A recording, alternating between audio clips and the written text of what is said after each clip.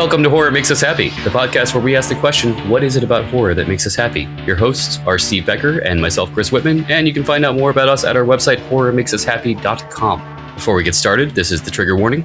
This is a horror podcast. We'll be talking about horror things, horror culture, and horror stuffs, which could involve sensitive subjects such as child abuse, F-bombs, the R word, the T word, the Z word, and the Quaxel word. That's a letter that you humans don't know about. Anyway, that out of the way. Steve, what do we have coming up? Oh, lots of stuff. The guest list keeps bouncing between 10 and 12 people penciled in, so we won't go through that at the moment. But let's see. What did we get a response from Doug Bradley's people yet? Not yet, but I did send a reminder. Soon. Hopefully. Excuse me. Let's see. We've got Discord. We do listen parties on Sundays at 7 p.m. and 9 p.m. Eastern. We do a listen party where we listen to and chat about an episode of our podcast along with anybody who wants to join us. And then at 9 o'clock, Chris does a drawing party or art party where he live streams himself drawing for his webcomic pieces. Speaking of which, his webcomic Pieces at piecesofflesh.com is a necromantic cannibal family, I guess you could say. Yeah. We got my book, A Guide to the Recovery Toolbox, which is available on Amazon, Smashwords, Lulu, all kinds of different places. But What's today's guest...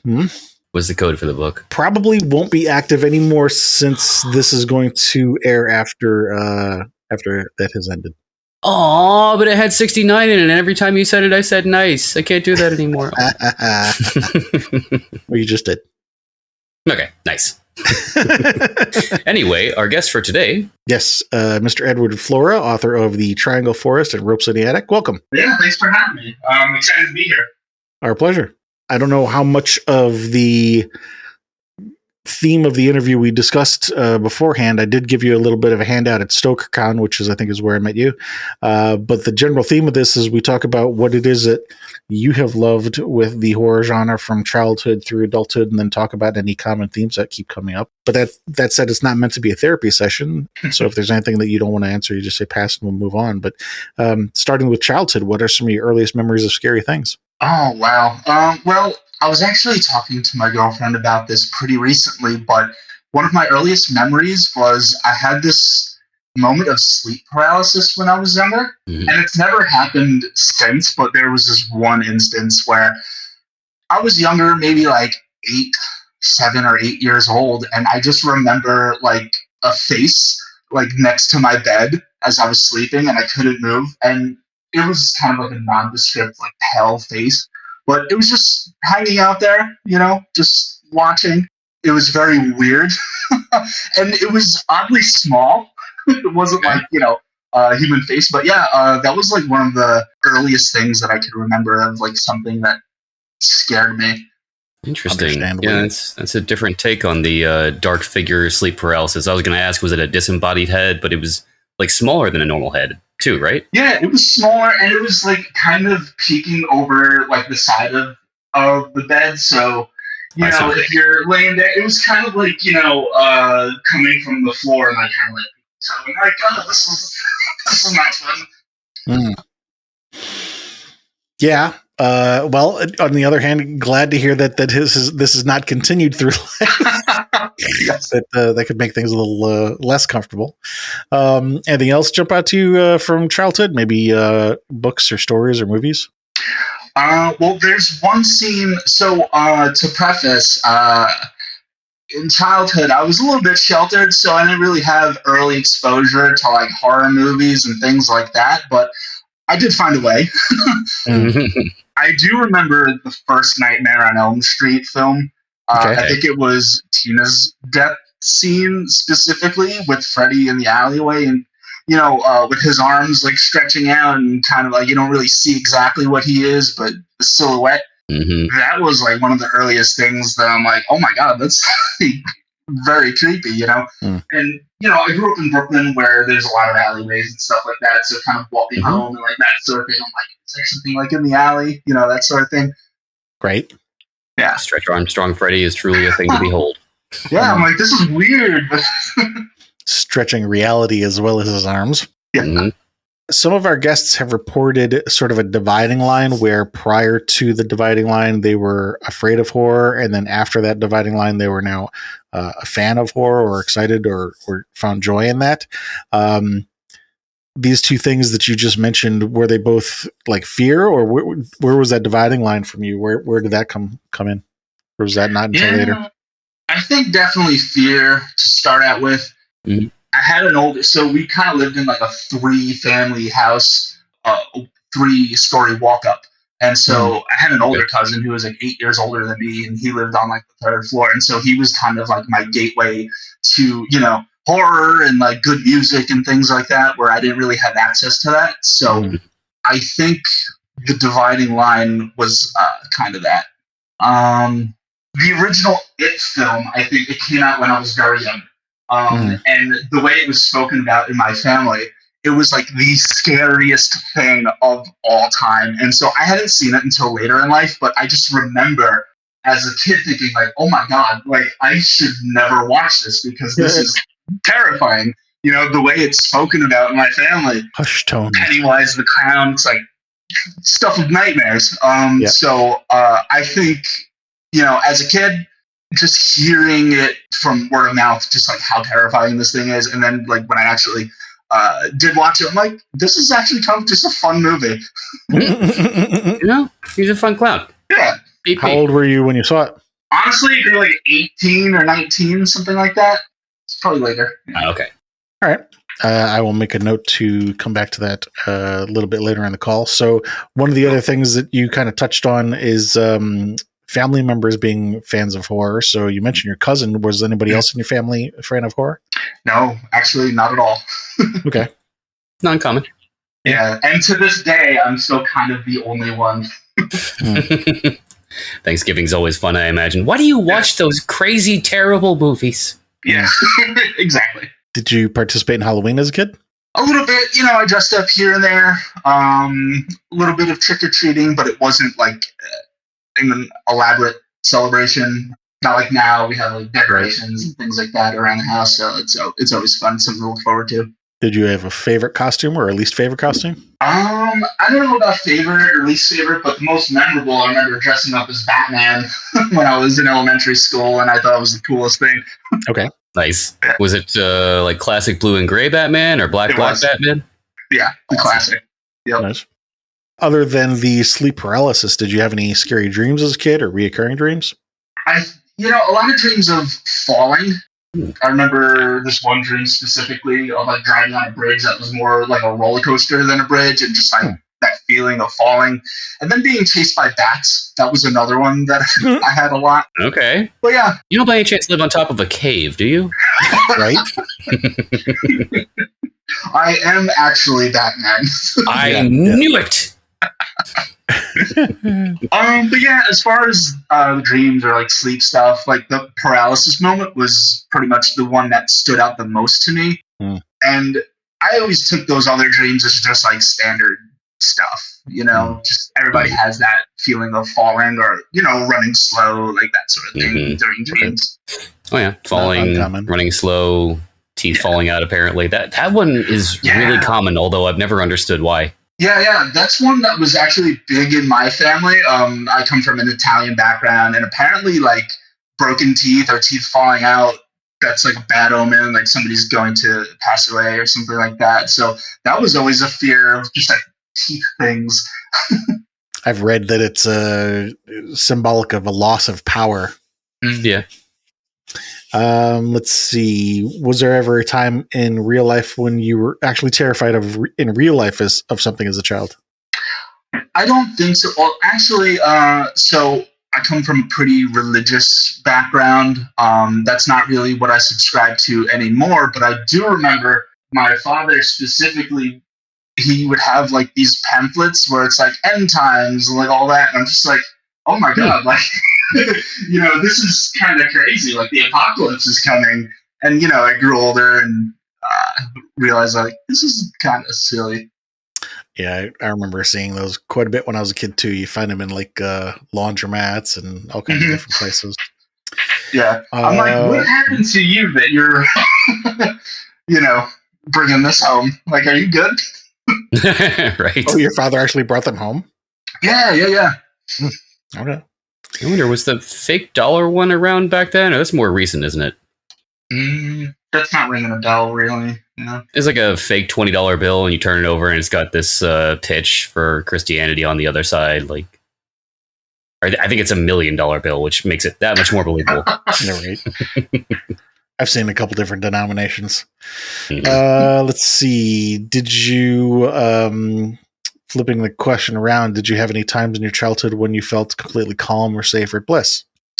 I would think so. There's none that really stand out to me specifically. Okay. I had a pretty normal childhood for the most part, aside from like the religious stuff. But my parents really did their best to like put me through good school and like make sure I had everything that I needed. So pretty standard stuff. There were definitely moments where I probably did feel completely calm and safe because they did their best for me. So yeah. Okay. Next two questions also are a pair. Gonna start with the negative one so we can end on the positive. But do you remember the first person you hurt? So this probably not directly hurt, but we had quite an imagination growing up, especially a couple of closer cousins. And we had like this small little backyard in Brooklyn where like our grandfather would do like, carpentry work and like that sort of thing. So we came up with this like creature that lived in the backyard. We called it like the tar monster. And so we, like myself and my one cousin, Mark, who's younger than me, we would tease my sister and say like the tar monster is coming to get you. And, that wasn't really appreciated. No? No. I wonder, had either of you seen Creep Show at a young age, maybe? Something with a raft in it? Oh, right. Not at a young age. That's another thing that I saw later on in life, but yeah. Same. I hadn't seen it until later, but God, that is horrific. It's like, I got you. And no, you didn't. Do you remember the first person you helped? I don't think so. That's, yeah. Okay. I don't know. Yeah. I'm going to say pass, probably. Not every question is going to land. We just ask because you never know, and sometimes interesting answers come up. Yeah. Sure. All right, moving into teenage years then. Do you remember any particular scary stories or books or movies that impacted you during your teenage years?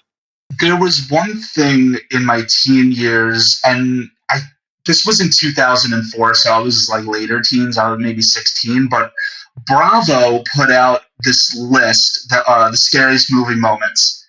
And so I think at this point I had already known about The Shining and a few other, standard films and books. But this list was kind of like my guide to be like, I need to look this up. So the Texas Chainsaw Massacre specifically, I remember this was on the list. And it was the moment when they went into the house and he gets hit with the hammer and slams the door and all that. And I remember that has been burned in my brain ever since. There were a few others like Alien, the chest bursting scene, 28 Days Later, just the atmosphere of the film, the empty streets. That's something that for some reason stuck with me. Danny Boyle I don't know. Has a way with themes, doesn't he? Yeah.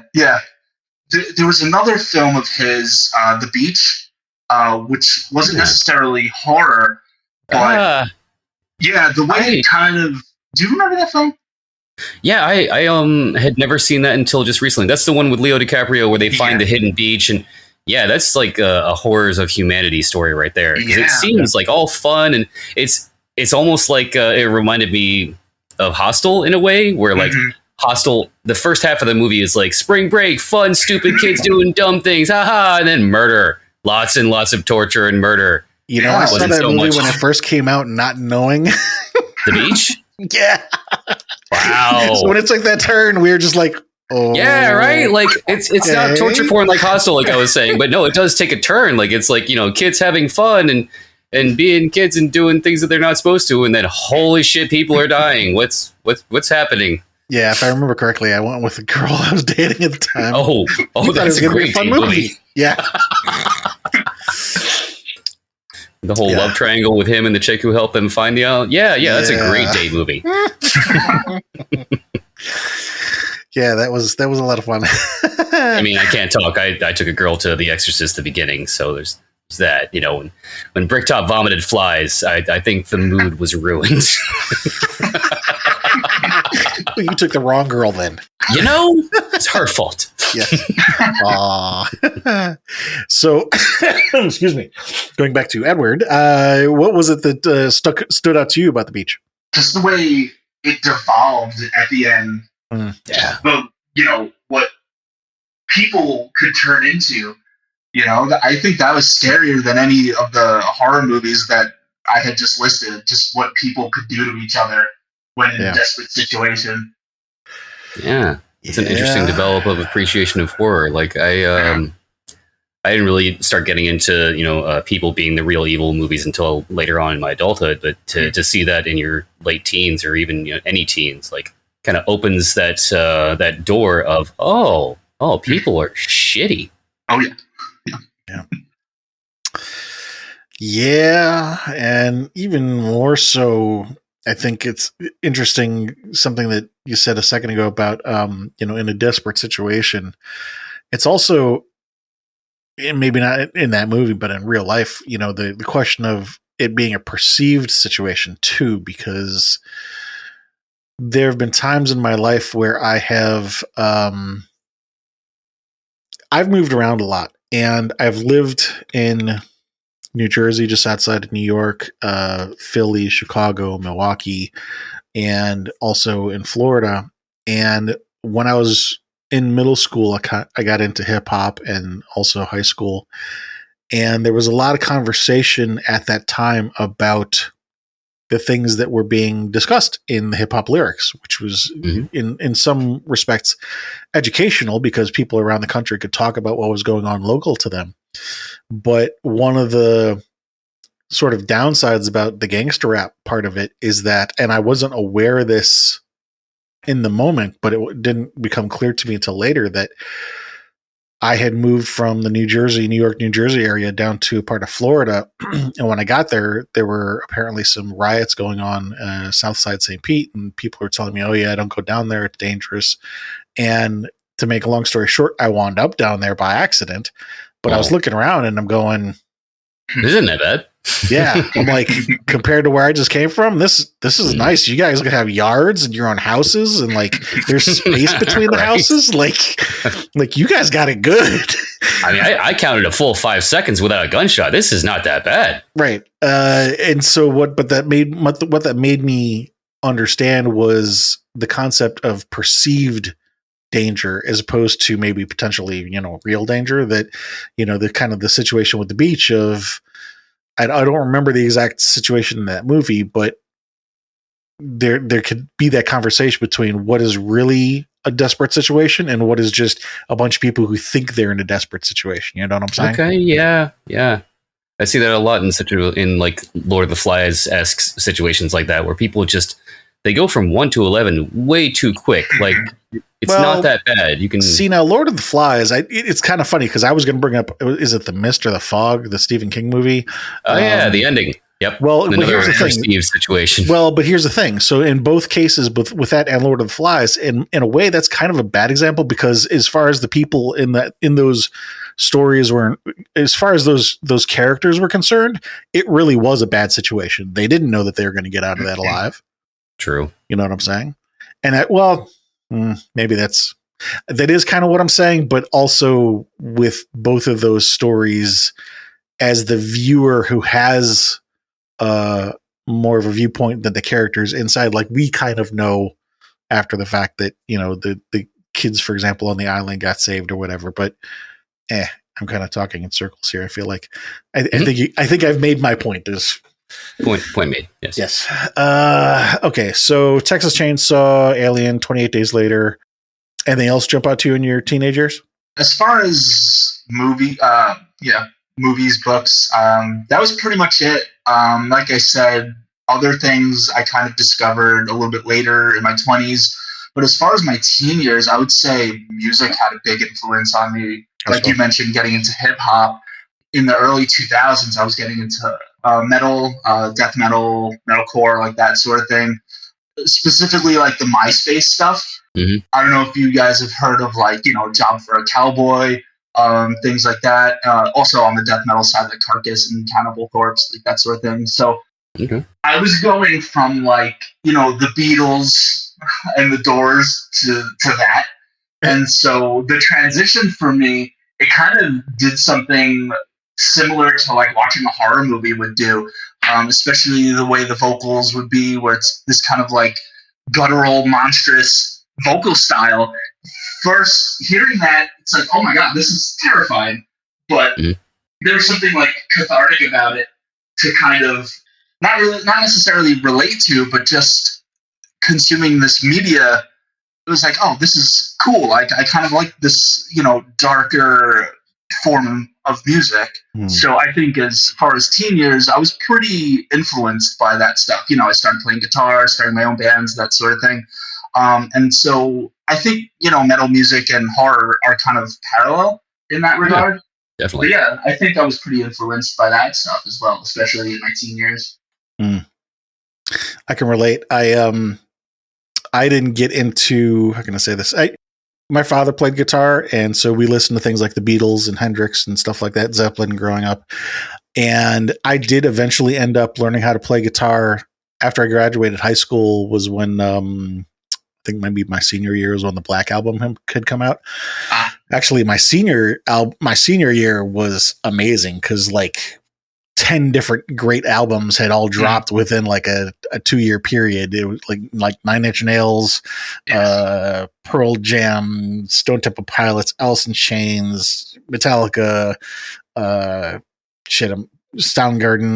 I'm trying to think of what else. Like there's like a series of Tool. I mean, just like amazing shit after amazing shit after amazing shit for a solid 2 years. And it was kind of funny because I had a friend who was very much into Metallica in the 80s and early 90s, but I didn't like it until early 2000s. Metallica had put out a box set called Live Shit Binge and Purge, where they recorded. Yeah. So it was a concert footage where they were playing all their old music, but using the new tone of the Black Album. And that's when it clicked for me because I liked the tone, the timbres of the instruments on the Black Album, but I didn't really like the sound design of the earlier albums. And when I was able to hear the older songs with that new sound, that's when I was like, oh, that I like.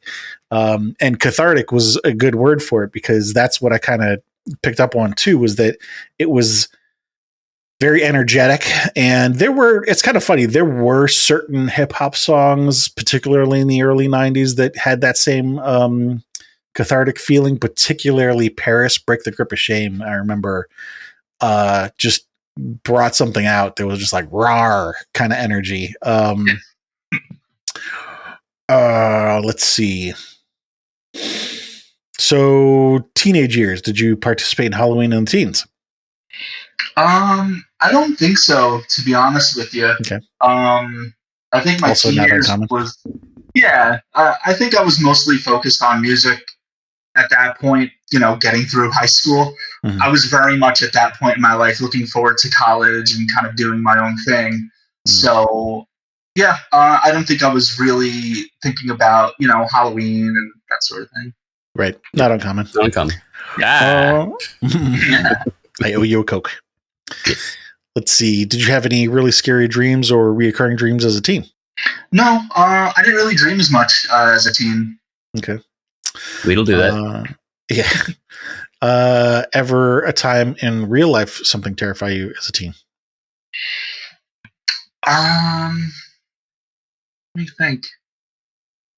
Yeah, again, I don't think so. My teen years were pretty standard. Aside from the high school stuff, which a lot of people deal with that too. High school being a difficult time with trying to keep up, trying to find yourself really, and then just trying to bullies and all that stuff. So nothing that really stood out. Okay. Yeah. Was there ever a time in your teens when you felt completely calm or safe or at bliss, or a moment that stood out to you? No, definitely not. Let's talk about some of the movies that you brought up in terms of like emotional impact, because some of the things that you mentioned, like chest burst scene in Alien, maybe that's excitement. 28 days later, the empty streets. Maybe that excitement's not the right word for that. What would you say might be a good descriptive word for how you felt about that? Well, for 28 Days Later, that one definitely gave me a feeling of impending doom, especially to bring back, the stuff with family and, the end of days type narrative. Seeing that film really gave that a face, because until I saw that film, I always just saw, these pamphlets or, different messages that like a preacher would say or that sort of thing. And then I saw 28 Days Later and I was like, oh God, like this is, what they're talking about. And then, obviously I don't subscribe to that narrative, but when I was younger and still transitioning and like finding myself in what I believed in, to see that it really put a face to that narrative. Okay. Just to be clear, the way that you use the word transitioning there? Transitioning into what I believe. Got it.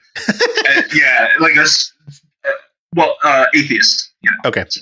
Yeah. I just wanted to make sure there wasn't some other part of your life that was like a big part of your life that we were missing out on. Fair enough. Because that could definitely introduce body horror, if nothing else. Gotcha. Let's see. I think that covers all the teenage stuff too.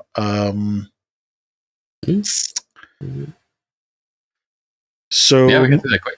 Yeah, moving through into the adult years then. So what are some of the, you mentioned it, other than it, anything else stand out to you as impactful during your adult years? John Carpenter's The Thing. Okay. That Speaking of body horror. Yes, exactly. That one's become a favorite of mine easily. And just a lot of Stephen King since, adulthood, just trying to read as many Stephen King books as possible. Getting more familiar with the slashers, Halloween, those films. What else? I would say other books too. So Thomas Old Hoyvelt, he put out a book called Hex. And that book has had a tremendous impact on my writing as well. Not since Stephen King have I read a book that I'm like, I would like to emulate this. You know what I mean? What was the name? Thomas Old Hoyvelt. He's a Dutch writer, and the title of the book is Hex. What's that about? Other than obviously a hex. Yeah, it's a witch haunting like this small town. And there's nothing any of these people could do about it. They just need to kind of coexist with this witch. But, that doesn't really work out that well because, people going about their lives, different personality types deal with this in different ways. So it was very cool to see, again, like kind of the devolving of human nature by the end of this book, just because of, disagreements of how this is to be dealt with. So very cool book, very well written. Yeah, I don't know why, but just off the top of my head, the first thing it reminds me of is this great show that I'm waiting for season 3 now, I think, on, called From, if you've seen it. I haven't heard of that, actually. It's about a town that's cursed, and people that enter the town are now trapped in the town. They can't get out. Whenever they drive out, they just end up driving right back in on another road. And just kind of similar to the story, what it sounds like with Hex, where they have a thing that no one can do about in this town, and they kind of try to cope or deal with it. That's cool. I'm going to check that out. It's very cool. I might check out Hex. This John Carpenter's The Thing might also be a case of devolving of human nature. Is that definitely the primary? Yeah, right. Is that the primary thing for you, or is there something else you get out of that? That is definitely one of them. For me, it was the isolation. Okay. Just being out there and like having things go wrong and not really having a means of escape.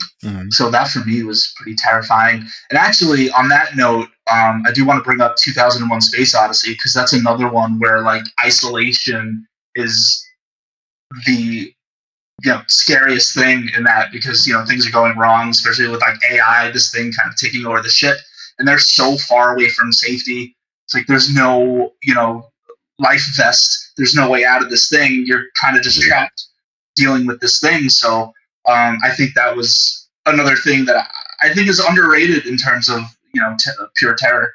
Oh, yeah, absolutely. And shout out to Stanley Kubrick for being one of the few people that is 100% what's the word I'm looking for here?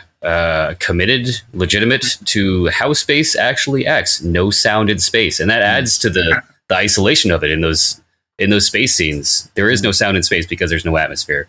Yes, spaceship engines and lasers going pew pew is cool, but in reality, you would hear nothing.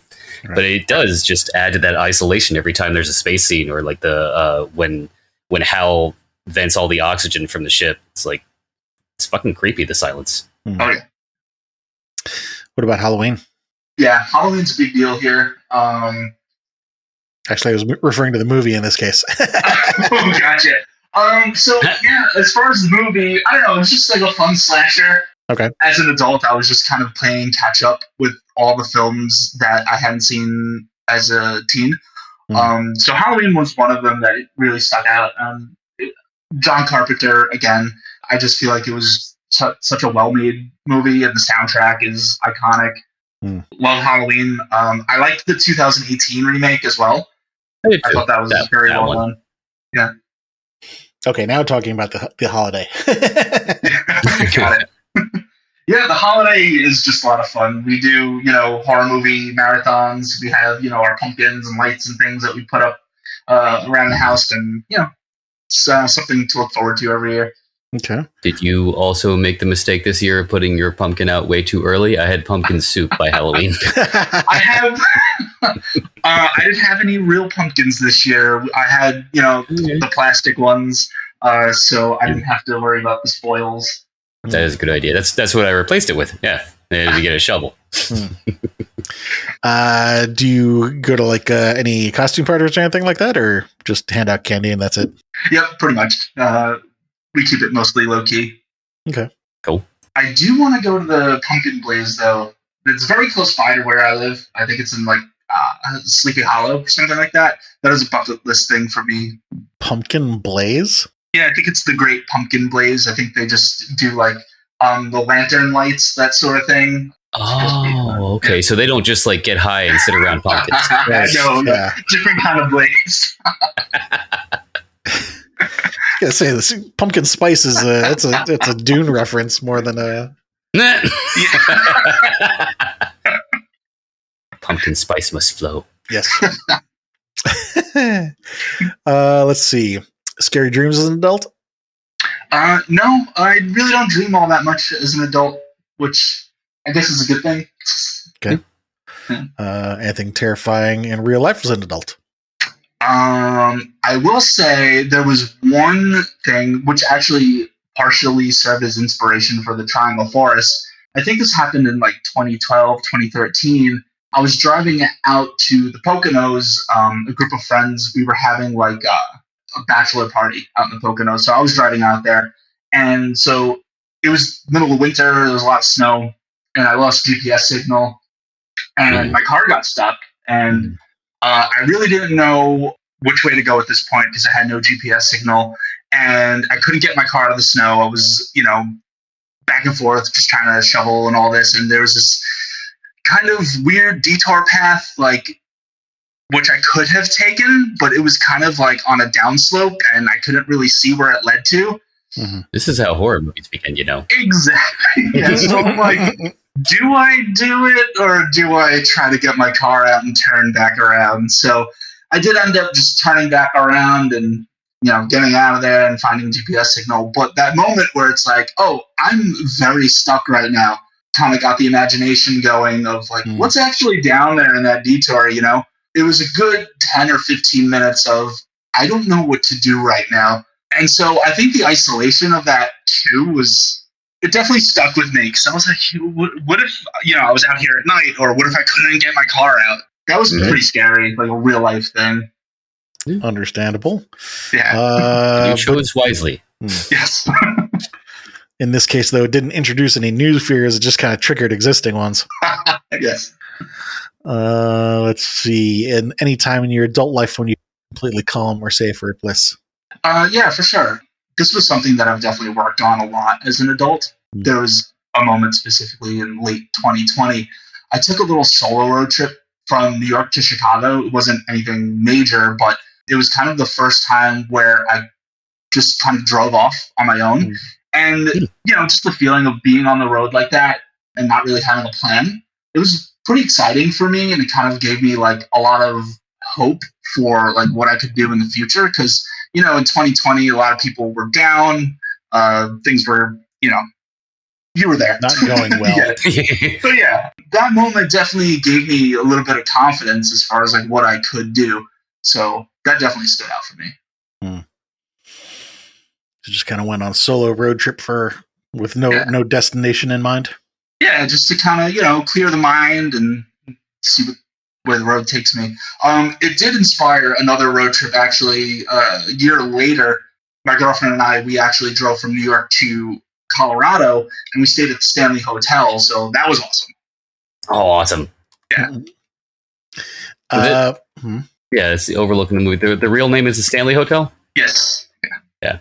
I'm curious because this trip from New York to Chicago, if this was during COVID, I'm guessing my first thought was, oh, that must have been nice because there would have been nobody on the road.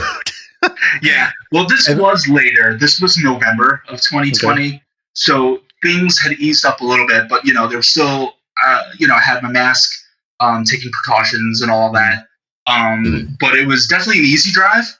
Yeah. But yeah, things were open. I was still able to, experience things, dine out, all that. But, but no isolation in the Stanley Hotel. Shame. Yeah. So this was October of 2021. Okay. And everything was pretty much up and running at that point. But honestly, aside from being, a bucket list destination for a Stephen King fan, the place is just beautiful. Yeah. Oh, yeah. So, well, actually, he kind of touched on what I was thinking, which, New York to Colorado was 2021, but 2020, when you're doing this trip to Chicago, my first thought was about how nice and open the roads were. And then my second thought was about the potential isolation, or the fact that maybe you didn't feel it at that time, even in a moment where maybe I would have if I was in that situation. I don't know. Makes sense. Yeah, I didn't really think of it at that time. I think at that moment we had been on lockdown for so long, and then once things were kind of like eased up a little bit, I think I was so like stir crazy that I just had to like get out and like do something. You know what I mean? So the next two questions I'm going to ask are not just about horror, and it's not about your adult life or any particular moment in your life, but speaking of your entire life, what movie would you say you've watched more times than any other? Possibly The Shining, Stanley Kubrick's The Shining. Okay. We were just talking about that. Yeah. Yeah.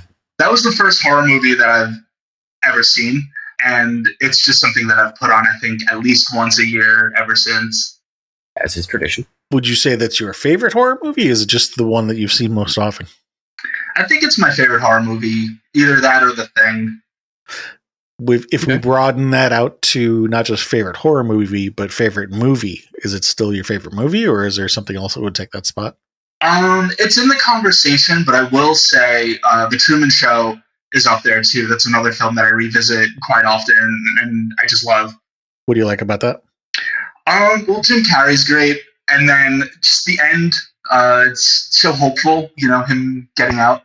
Yeah, I think it kind of plays into like the, being trapped in a place, because there are a few scenes where he's like trying to drive out, and then like the parkways, all the traffic, and then they light it on fire, trying to keep him to stay.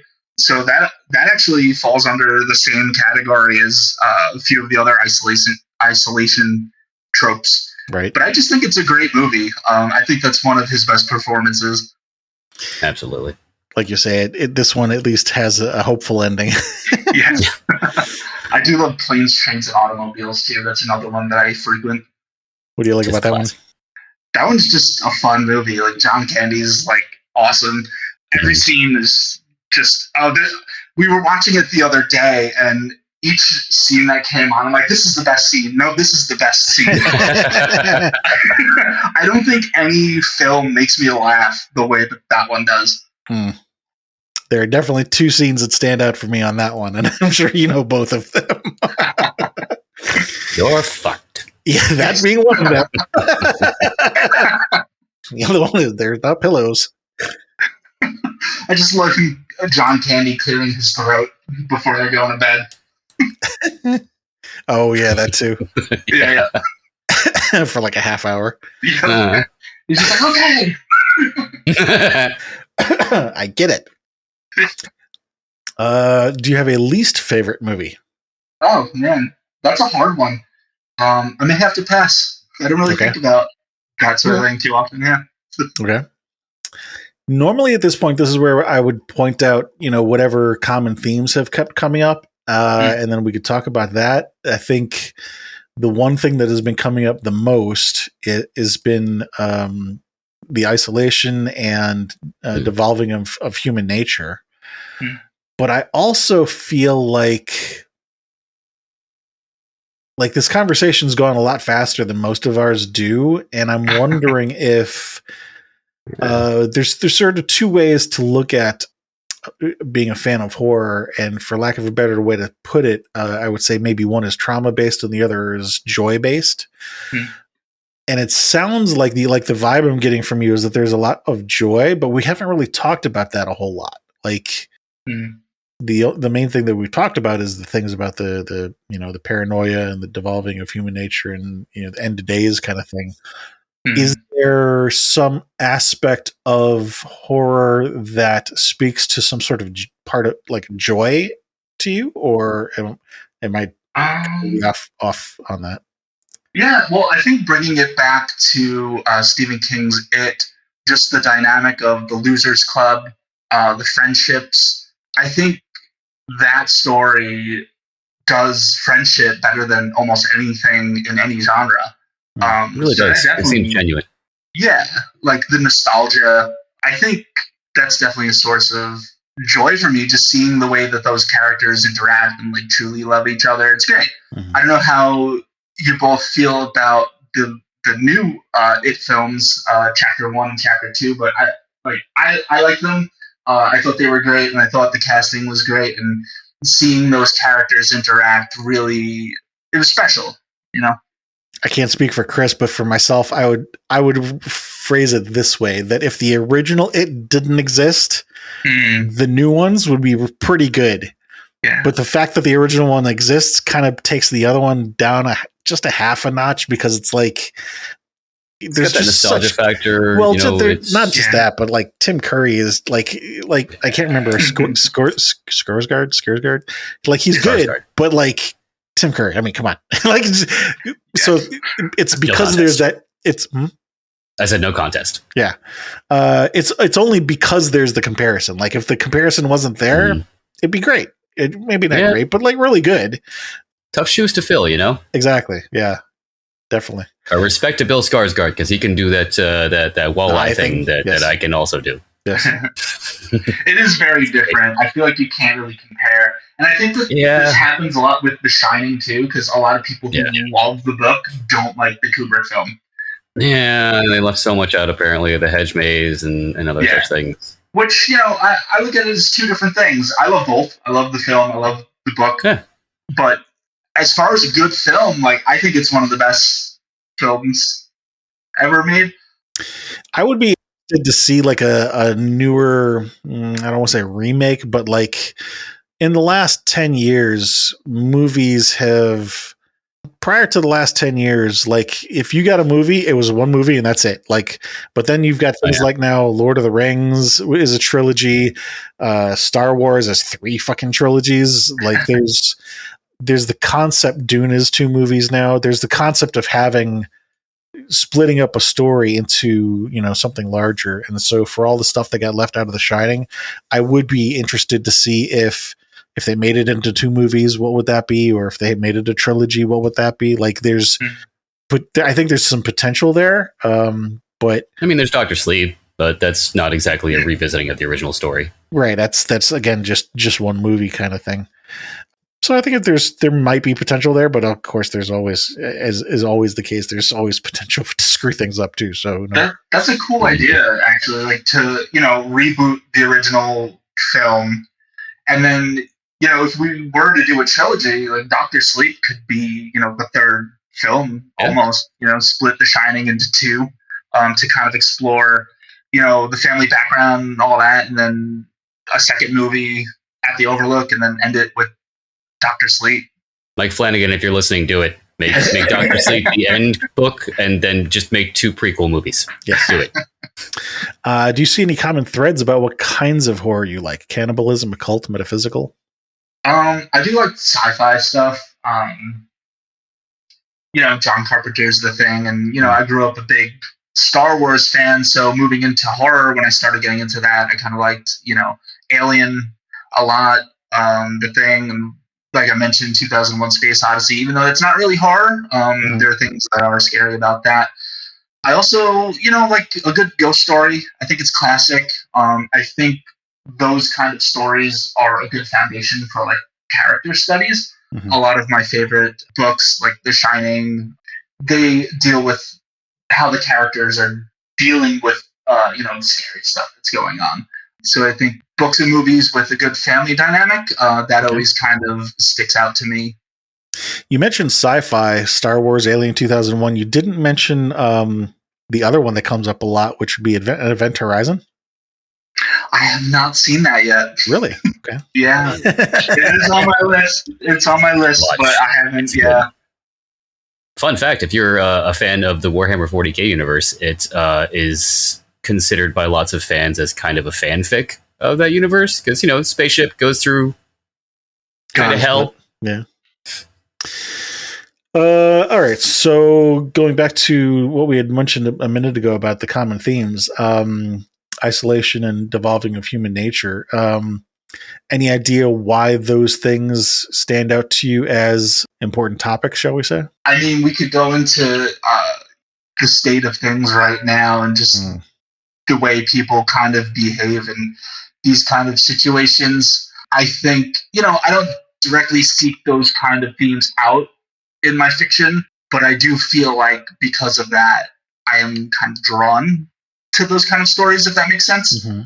I don't know. I think I'm just kind of fascinated with human nature. So when we have good characters like that, I think I'm naturally drawn. Well, I'm going to say this. The fact that you don't seek it out, but but these are the things that impact you, or hit a chord, is almost, I'm trying to find the right way to say this, but it's almost beside the point that you don't seek it out. It's the fact that it hits you when you do find it. Yeah.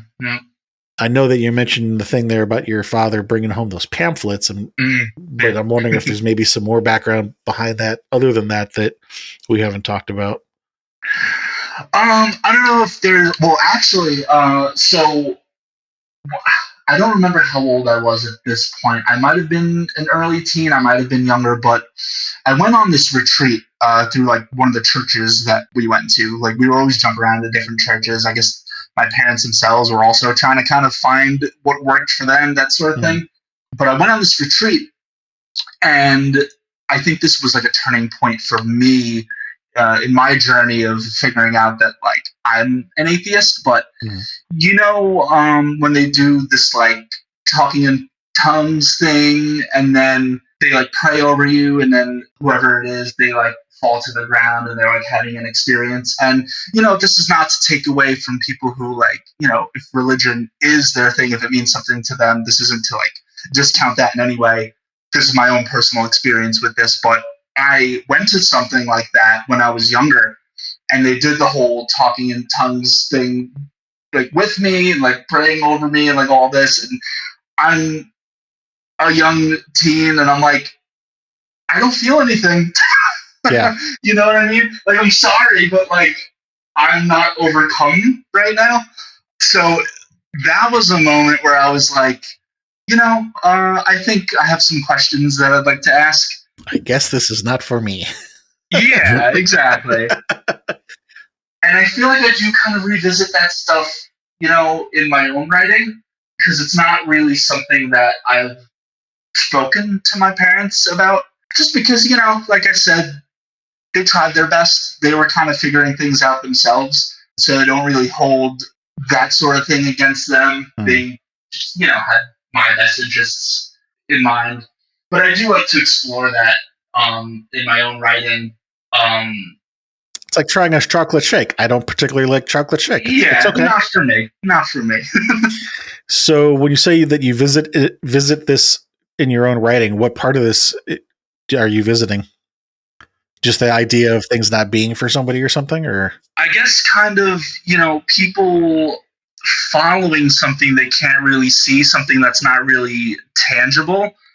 Because for me, I'm more of like, I would like evidence for things, more of like science-based type stuff. So there's a little subplot in the Triangle Forest where there's this group who kind of, and think of like Stephen King, the Tommyknockers, a thing out in the woods. It's like very alien, very mysterious. So there's this group in my novel, and they kind of like follow this thing, and they kind of like turn it into something that's not. They kind of like worship it.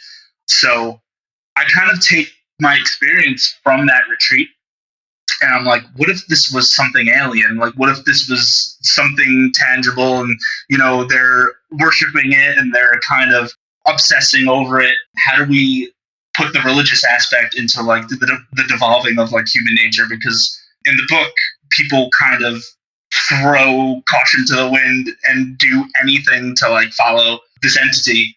So, yeah. Interesting. Yeah. So why horror though? And what I mean by that is some of these topics about, people following something that they can't see or turning out to be something that you didn't expect. I guess in your case, what I was about to say is there are other genres that you could touch on those things. And the first thing that came to mind was sci-fi, but I guess, for example, this book that you just mentioned might be a combination of sci-fi and horror. It is. And to answer your question, like why horror, it's like, for me, I think horror you could kind of do the most with. There's a lot of creative liberty that you could take in horror that, you could take in sci-fi as well. But I think horror kind of has a more visceral, like, exploration of people in a way that sci-fi, it's more explaining, like, the science behind things, especially, like, hard science fiction. So I think horror has a chance to be more personal with it. Yeah, sci-fi is not usually as emotional about it. Yeah. Which I do like. It does have its place, and I do enjoy it. Like, I've read, the 2001 Space Odyssey book, and then Rendezvous with Rama, also by Arthur C. Clarke. But it's not as emotional or character-driven as, horror. There's another one, actually, The Andromeda Strain by Michael Crichton, which was another early book that I read. And there was one scene in particular that stuck with me. And it's a scene where, like, this guy's blood was coagulated. And, Crichton wrote it in such a scientific way, but just the image of somebody's, somebody's blood thickening to the point where it's like, it's not liquid anymore. It's like, oh my God, this is terrifying. That man has a word with science, a way with science words.